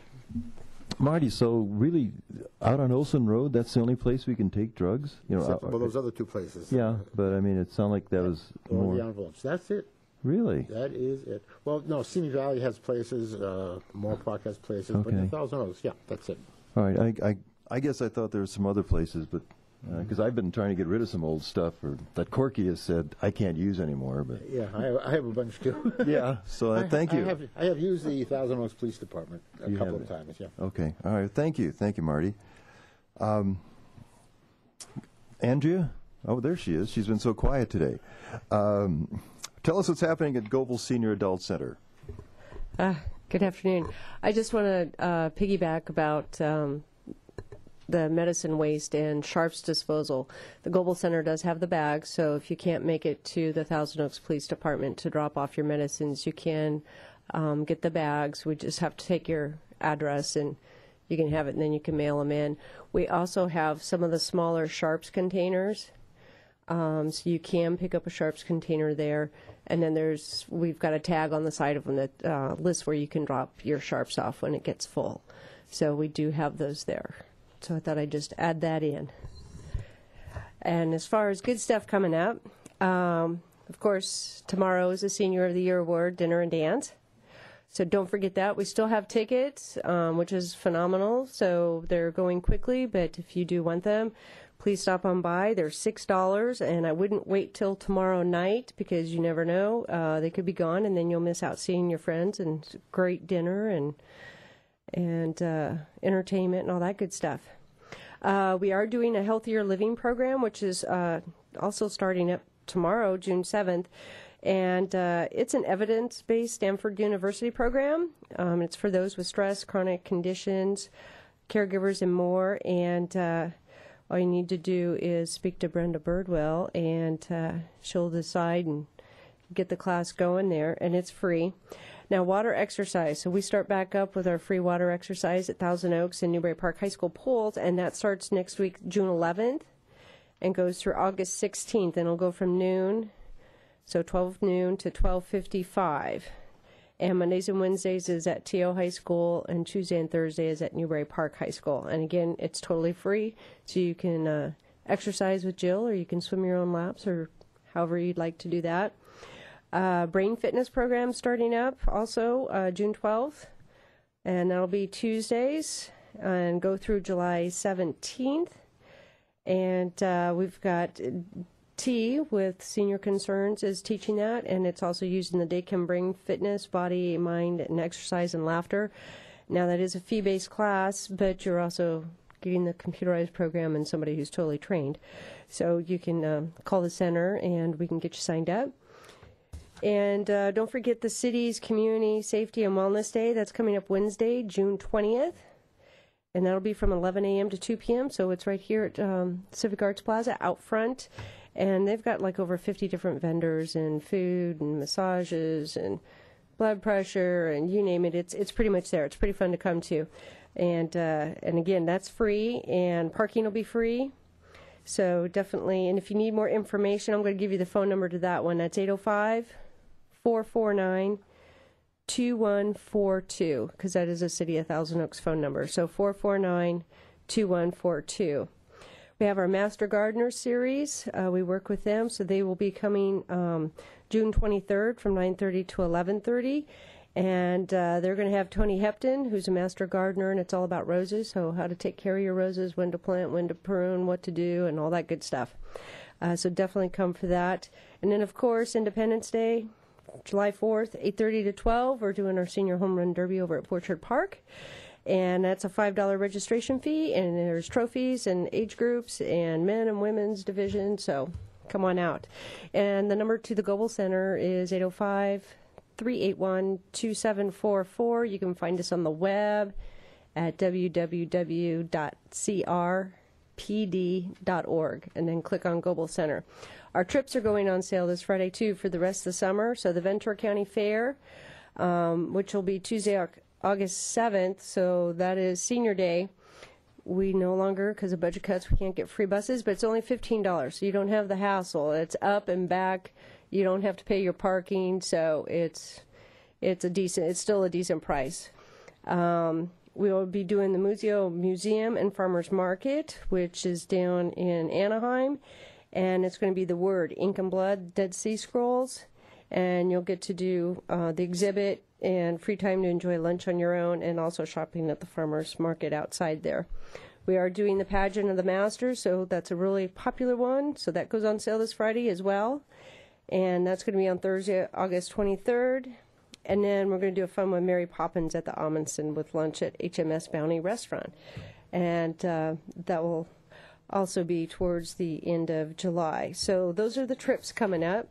And last but not least, we also, besides all our other classes, we do have our digital camera class, Facebook, iPhone, iPad, Microsoft Word, and beyond the basics, email and internet classes. And those are all starting up in June and July. So if you want to get in on those, make sure that you call in. We can take a credit card over the phone because those are fee-based classes. And also the golf lessons, Hatha Yoga, regular yoga, Zumba Gold, and Zumba Gold toning, along with our other good programs going on. So if there's any questions, yes? I understand that there may be some free tickets available for the Senior of the Year. I heard that someone bought a bunch and turned some back in, but so if there are people who may not be able to afford it. Yes, somebody did such a thing. They bought them. Gave them back to us, and those are for those that are lower income or who would really like to come, who on a normal basis might not be able to afford the extra dollars to come. So there are some there. All you'd have to do is see staff. I wanted to mention that specifically for that very reason. If there are people out there who would like to come but can't because they can't afford it, it's an extremely uplifting evening, and please take advantage of this person's generosity and show up. Even if you don't know the people, it is just awesome to listen to what they're actually doing for the community, socializing, great food, good entertainment. So it is an extraordinary evening, even if you don't know the people who were nominated. Just to add a little bit more to that, there are 5 nominees, and this, of all the great programs I think Council on Aging does, this is my favorite. It really does make you proud to live here. It makes you proud to like to live in America. It makes you proud to be a senior. And I've met a couple of the people, not everybody, but it's remarkable what they give to this community at a time it's so needed. But just to, if Andrea says, if you don't have to know them, it's fine if you know them, but just in case you want to figure out if you know them, our nominees this year are Ed Huffschmidt, I say it wrong, Barbara Lingens, Tony Miller, Eugene Nestor, and Jerry Trail. So if you've even ever met these people, come. But it is truly, it will make you proud to be part of this community if you come. It starts at 5:30 tomorrow night. Correct. Tickets are still available at GoBull for $6, or if there is an issue financially, please see Call GoBull would work. Call or come in. Okay, I'll come in. You can talk to someone from Council on Aging, but please come. It's a fun evening. We have a different entertainment this year. We have a magician who is really an excellent entertainer. Juggler. When I say magician, juggler. And it's a magician to me that he can juggle like that, Jim. So, okay. So I hope everybody will do. It's tomorrow night, and it is a true fun evening catered by Stonefire Grill again. Thank you. Oh, yes. Any other questions about that? We'll move on then to, thank you very much, Andrea. We'll move on to our special events announcements, which of course we just did Senior of the Year. Are there any other special events that anyone has to... My wife's birthday on Saturday? Absolutely. Absolutely it is. I'm guessing you don't want to mention how old she's going to be? I would be killed. Yeah. All of you who know my age. So again, showing a degree of discretion. Anybody else have any announcements or things they wish to say? Yes, sir. Yes, for our listening audience, the oldest person at the Global Senior Adult Center will celebrate her 103rd birthday on the 20th of this month. Her name is Alice, and she is a living, wonderful human being. And for our listening audience, just tell her congratulations when you see her. Amen. Right. Other commissioner comments or concerns? If I may? Yes, sir. This is our last broadcast for the year, and although we may go dark on the screen, we're not going to be dark during the summer. There's going to be a lot of activities. But I did want to thank everyone here for having, such a wonderful year. I've learned a lot, experienced a lot, so thank you, commissioners. Yes, go ahead. One more thing. I am a long-term care ombudsman volunteer, and just something that I've noticed, particularly this week, we have many, many seniors in facilities in California, either nursing homes, assisted living, small boarding cares, that have absolutely no one who visits them. They're there every day, all day, with no visitors. So if you even know someone who is in a facility, take the time to go by. I could never tell you how much it means to watch them. And a lot of the other larger assisted livings and nursing homes actually have volunteer programs so that you could actually organize visits. But it's very, very important to these people. So thank you. Yeah. I understand that it's Jean's last meeting. So I thought I'd say...